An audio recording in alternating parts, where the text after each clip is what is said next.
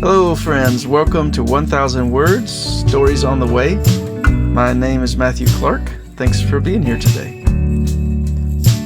So this past weekend, I spoke and shared songs at Mere Christians, a C.S. Lewis conference in the Orlando area that some friends of mine organized. This was the third annual conference, and it was so fun. It was a blast. The theme this year was on stories, which I loved, of course. And I heard some great talks about Lewis's sci-fi trilogy, the Ransom trilogy. I heard a lot of really fascinating background on the Inklings, kind of their theories of myth and fantasy writing. I got to play lots of music with fellow presenters Matt Wheeler, who's a singer-songwriter out of Pennsylvania, and the amazing Celtic harpist Hannah Flowers. It was so fun. I should also mention that they take the food really seriously at this conference. We ate very well. So overall, it was an incredible weekend. The organizers already have the dates and the registration up for Mere Christians 2027, which will be April 16th and 17th. I highly recommend it if you're a Lewis fan. So you can go to merechristians.net and get all the information, and you can go ahead and register for next year. I think it's going to be great. This week, since I was down in Florida for the Mere Christians C.S. Lewis conference and thinking about stories, I couldn't help but remember this same time last year when Vandalf the White had a massive breakdown on the way to this same event.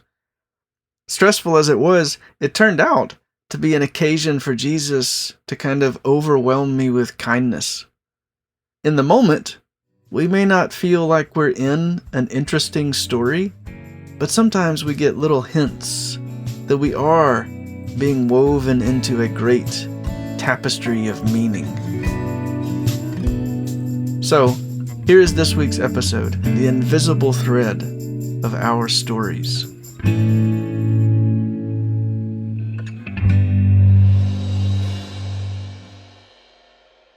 The first thing I noticed was that the air conditioner was exhaling only hot air.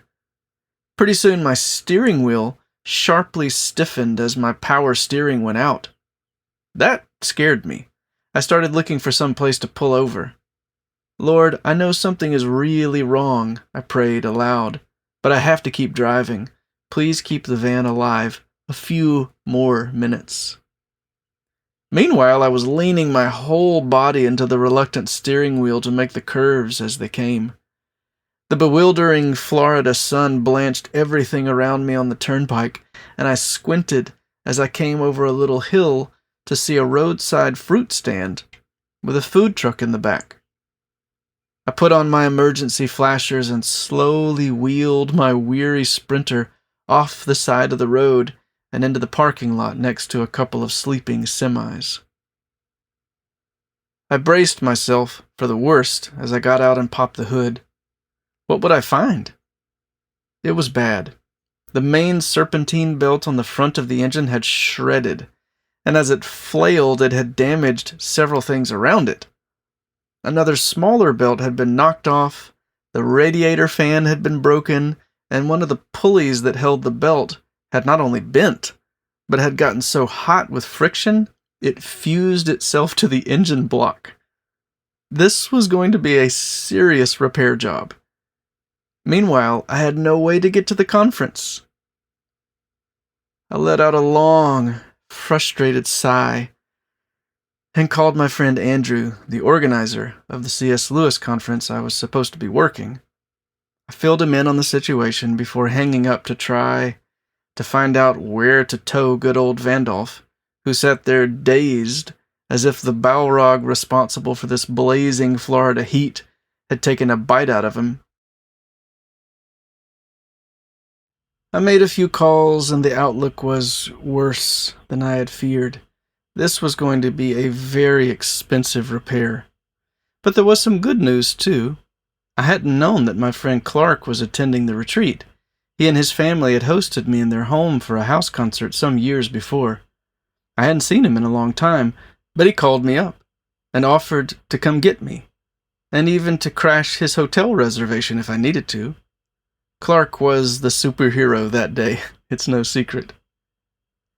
I left Vandalf languishing in the lurid glare there on the roadside. Poor fellow. But I was glad to be on my way. The retreat was wonderful, but in between sessions I was juggling phone calls and repair shops, tow truck companies, and the fruit stand, which, as it turned out, rented the roadside gravel spaces to truckers. Vandalf was in someone's spot. It was a wonderful and incredibly stressful few days, as you might imagine. But so many friends pitched in and helped me. In fact, one friend from back home found out about the whole situation, asked about the repair totals, which had grown to nearly $3,000, and covered the whole thing. Let me say that again. This ministry supporter covered the entirety of the repairs. There are times when, if you were just some stranger observing me in public, you might see me standing with my arms limp at my sides with a look of total bewilderment on my face. You'd think, that poor fellow, he just got zapped with some kind of transporter beam. He just woke up in a totally unfamiliar place and has no idea what's going on. But the truth is, you'd be witnessing someone trying to come to grips with the cascade of delightful, unexpected, and undeserved kindnesses pouring over his life. This is something the Lord has done time and time again. I've been sideswiped by misery, but I've also been pounced upon by gracious care. They often overlap. One of my favorite quotes from Elizabeth Gouge's beautiful book, The Pilgrim's Inn, is worth repeating here. The supreme joy of childhood is the expectation that gloriously unlikely things are likely to happen at any moment. I have watched little children leap from dangerous heights into the arms of their father or mother without an ounce of hesitation. The expectation that they would be caught was so certain. I've just told you one story of God's provision. I could tell you more. The point is that whether I've leapt off some height because I was so full of the childlike expectation of being caught by my father, or I've clumsily tumbled over some cliffside into a ravine, Jesus has time and again met me with a love that sometimes feels overwhelming in the most wonderful way. It's been a year since Vandalf's breakdown, and I'm back in Florida as I write this, having just attended the same C.S. Lewis conference again this past weekend. Last night, I played a house concert for a group of totally new friends. The folks who arranged it were the ones who last year gave me a ride from Orlando to Tampa for a concert I couldn't reach because of the breakdown, and who kindly put me up in their home. More abundance. The theme of the retreat this year was on stories. In his essay of the same name, Lewis talks about how we long for a certain enthralling quality in the best stories. This quality is not coming from the mere presence of action or excitement. It's not that Jack is in danger, it's that he's in danger from giants, specifically. There's a very particular texture to the danger that the same amount of peril from non-giants couldn't supply. Lewis goes on to point out that every story struggles to maintain that enthralling quality because it gets bogged down with the necessity of the ordinary sequence of events. But then, that's how life actually is, isn't it? We're so saturated with the daily grind that the wonder of the great story we're actually living in gets lost. Maybe it's best that way. If it weren't, we'd probably be enthralled by how enthralling our stories were. Even in this podcast episode, if you feel any enthralling quality from the story of God's provision after Vandalf's breakdown, it's not because I necessarily felt it in the moment. No. In the moment, I mostly just felt stressed out as I juggled work, commitments, and coordinated repairs. It's more in hindsight I can perceive the threads of grace, binding up all the disparate strands into something that resembles anything like a compelling narrative. That may just be the way of it. We may never know what our lives mean. The great story and our place in it may, for the duration of our days, remain obscure and imperceptible. But if you can imagine it with me, there will come a time when all the threads of every story are gathered in, and the grand tale is revealed for all to see, like a tapestry hung from the heights of heaven. The great storyteller himself will brush the cloth smooth, clear his throat, and begin tracing every thread, every interweaving of love. And every mundane moment will glimmer with meaning in the light of heaven.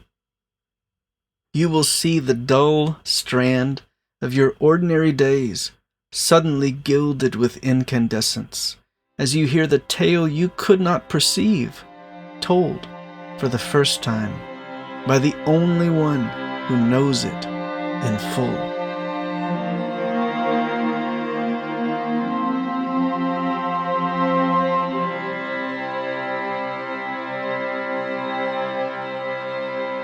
Well, to close us out, I gotta read Sam's speech on stories from The Lord of the Rings, right?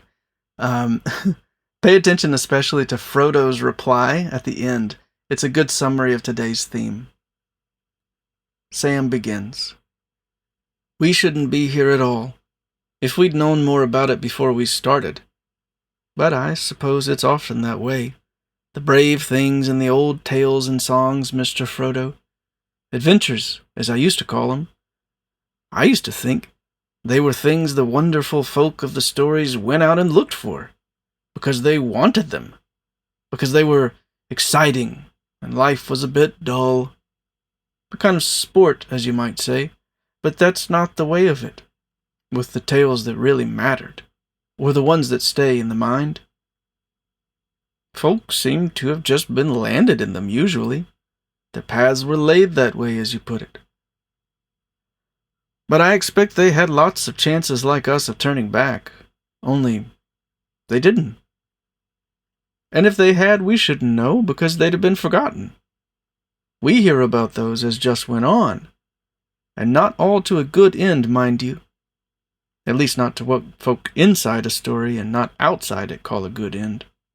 You know, coming home and finding things all right, though not quite the same, like old Mr. Bilbo. But those aren't always the best tales to hear, though they may be the best tales to get landed in. I wonder what sort of a tale we've fallen into." "I wonder," said Frodo, "but I don't know. And that's the way of a real tale. Take any one that you're fond of. You may know or guess what kind of tale it is, happy ending or sad ending, but the people in it don't know. And you don't want them to." Frodo says the people in the great stories don't know it. That's helpful. Hang in there, friends. This world has a story and a storyteller. All right, please subscribe, leave a review, and share this podcast with someone if you like it. That's a big, big help. And please consider becoming a patron partner if you want to support the work I do. You can find out all about that on my website, matthewclark.net/partner. But that's all for this week. Thanks for listening. I'll see you next next time on 1000 Words.